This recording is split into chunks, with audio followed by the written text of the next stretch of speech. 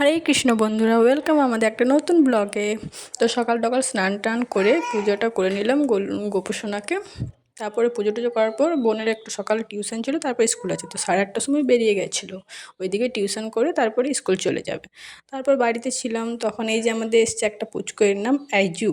তো এসে বলছে সিঁড়িটা আমি ওঠাবো মাথার ওপরে। তারপরে দেখো মেহেদি লাগাচ্ছিল, বলছে আমি নাকি মেহেদি লাগাতে জানি, বড় হয়ে গেছে। তারপর ওকে আমি জিজ্ঞেস করলাম যে আইজু কেমন, তো বলছে আইজু কিউটি। তারপর জানো তো এদিকে যে রোডটা হচ্ছে না, এটা রোডটা বানাচ্ছে, মানে রাস্তা খুব খারাপ ছিল। তো তারপর দেখলাম, তারপর এলাম, একটু ভাবলাম একটু মাথায় তেল নিই, কদিন ধরে তেল টেল নিই না, তো তাই একটু আজকে তেল নিলাম মাথাটায়। কালকে আবার মাথাটা ধুয়ে নেবো, সেই জন্য তেল নিচ্ছিলাম, তখন এটা করেছি। আর তারপরে লাঞ্চ টাইম হয়ে গেছিলো, তো লাঞ্চটা সেরে নিলাম। ভাত ছিল, সিম্পলই ছিল, মাংস ছিল, ওটা করা হয়নি। আর তারপর দেখো এত রোদ দুপুরে, মানে রোদ দিচ্ছে বৃষ্টিও হচ্ছে, ওটাই ভিডিও বানাচ্ছিলাম। আর তারপরে ওই বাচ্চাটাকে দেখছে ছাদে খেলেই যাচ্ছে, মানে বৃষ্টিতে একা একা খেলছে। আর বিকেলে একটু মুড়ি মাখালাম, তারপরে এই যে রোদটা হয়ে গেছে ওটা দেখাচ্ছিলাম। তারপরে এই যে দুই বোন একটু ছাদে চাপলাম, ছাদে যে একটু ঘুরলাম ফিরলাম, আড্ডাবাজি করলাম, আর তারপরে এই গাছগুলো দেখাচ্ছিলাম, খুব সুন্দর লাগছিল দেখতে। আর এখানে শেষ